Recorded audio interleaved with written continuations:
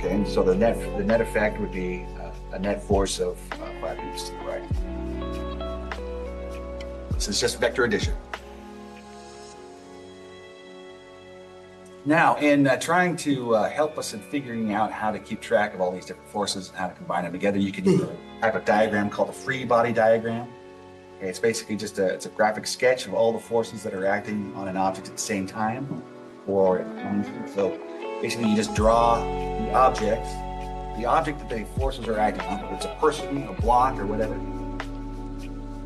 You draw that object that the forces are acting on. And then all you have to do is add arrows to represent each of the individual forces. So arrows represent vectors.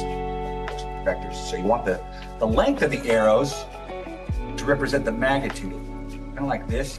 Down here on the third one, on the third example, you see that the 10 Newton force is longer, it's twice as long as the 5 Newton force. Okay, so the length of the arrow that you draw in your free body diagram is going to represent the magnitude, more or less.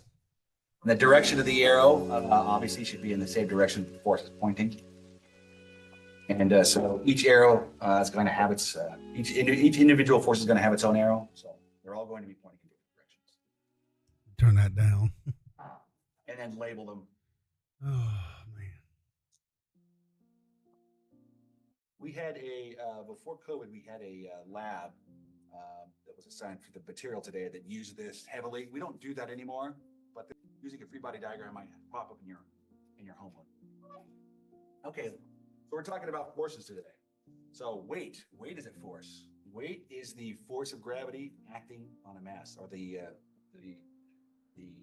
weight of gravity pulling on a mass. Or the force of gravity pulling on a mass. So to calculate that, it's easy. It's just force equals, you see that big F, capital F is always going to be the symbol for force. Okay? And so that subscript G, that just means the force of gravity. We have another word for that. We just call it weight. The force of gravity, we just call weight. Technically, you could ask someone's weight, instead of saying, hey, how much do you weigh? You can say, hey, well, what is the force of gravity acting on your mass? Okay, so same thing. We just call it weight. And that is mass times gravity. Or if you're on Earth, it's just your mass in kilograms times 9.8. And weight, just like all other forces, is expressed in science. It's expressed in Newton. We don't use pounds in science. We use newtons. Now you might say, okay, well, in other countries they express weight not in pounds but in kilograms. Well, that's not technically correct. Kilogram, the gram, that's the unit for mass, okay, not the force of gravity, or not weight. But mass, as you see, mass and weight are directly proportional to each other, so it kind of works out.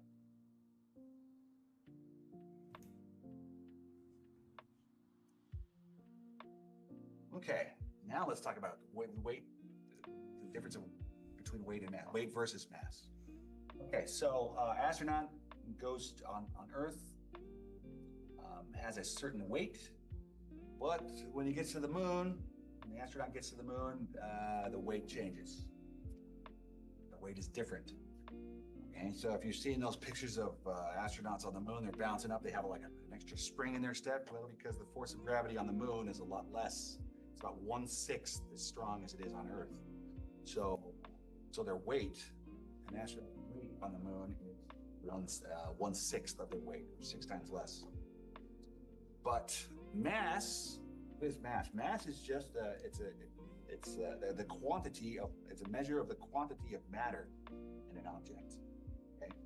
Now, when an astronaut goes to the moon, does the astronauts matter, the quantity of the astronauts matter change? The astronaut still has the same amount of matter, right? It still has the same mass. Okay, he didn't lose any mass or lose an arm or anything.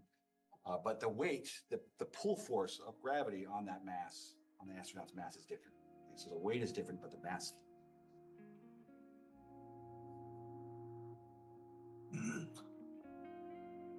Okay, now let's get into Newton's laws. shit. Okay, so the first law, the law of inertia.